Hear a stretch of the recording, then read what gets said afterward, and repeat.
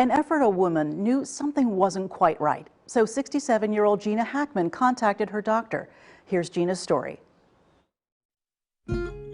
Gina Hackman is a busy lady. I like to take care of the house and yard work, cook, bake, knit, visit my 94-year-old father, and watch my grandchildren play their sports. Always on the move, but Gina had to slow down. After doing yard work, she noticed something that was very unusual. I came in to go to the bathroom and there was a lot of blood. And I had been lifting a lot of dirt, big, heavy dirt bags, because I was reseeding the yard. And I thought maybe it was related to that. And in my mind, I thought maybe I will just wait and see what happens, because I had no other symptoms other than the blood.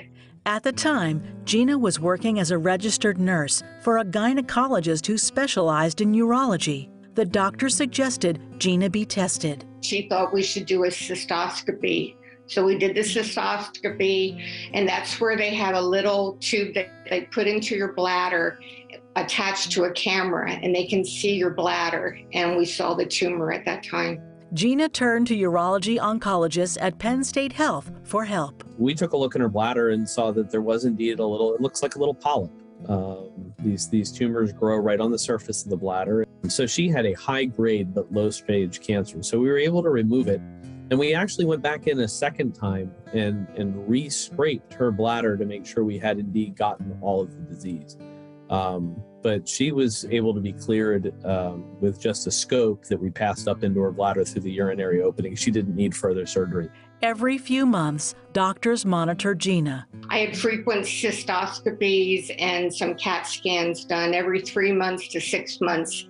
And in March of 2013, another tumor was discovered. After the tumor was removed, doctors used an immunotherapy treatment to make sure Gina has the best quality of life. We put a material into the bladder called BCG. The nice thing about that treatment is it has memory. So that once the body's immune system starts to recognize the cancer cells as not belonging, if the disease starts to come back later, it activates again. And so the type of bladder cancer that Gina had is one that is moderately likely to spread to other places, but it's very likely to come back in the bladder at a later date. So the BCG is a wonderful therapy for preventing later recurrences. Because Gina sought medical help immediately, Dr. Kaig believes it changed her outcome. I think she was very fortunate.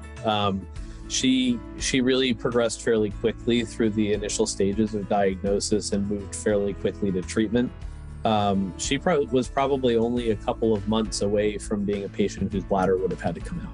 I am sure that this saved my bladder, and I think it possibly even saved my life. And I am grateful to the doctors and the care team that helped me. Imagine this, Gina found out she had bladder cancer the same day she learned she would be a grandmother for the first time. She's thankful she's healthy to enjoy her 3 grandchildren today. Back to you, Amy.